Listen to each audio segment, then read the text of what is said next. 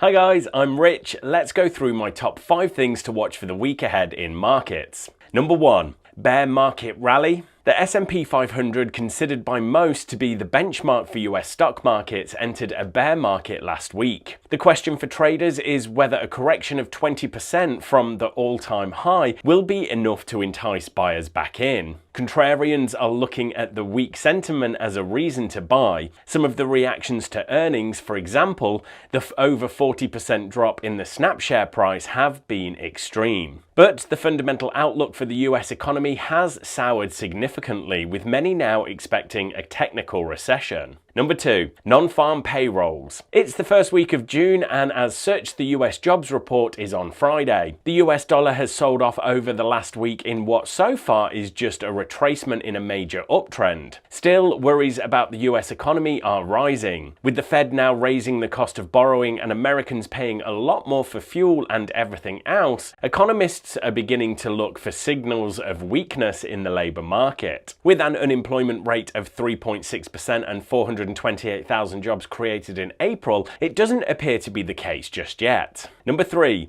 Bank of Canada rate decision. Another big rate rise is expected in Canada this week to combat runaway inflation in Canada. The hawkishness from the BOC, coupled with rising oil prices, has underpinned the loonie, which, despite hitting a one-year low, has held its own against the greenback, while other major currencies have been tumbling. More rate rises are expected after the meeting this week, but it might not be straightforward. For what it's worth, the former Bank of Canada Governor Stephen Pulse is predicting stagflation. Number 4. Memorial Day. It's worth noting it could be a quiet start to the week, with Americans away on holiday and Wall Street closed on Monday. Later in the week, China also celebrates with the Dragon Boat Festival holiday on Friday. Number 5. Economic data. On Monday, German CPI is expected to hit new highs for May. Japan releases a series of data points, including unemployment early Tuesday, which is followed by China PMIs and Eurozone inflation later.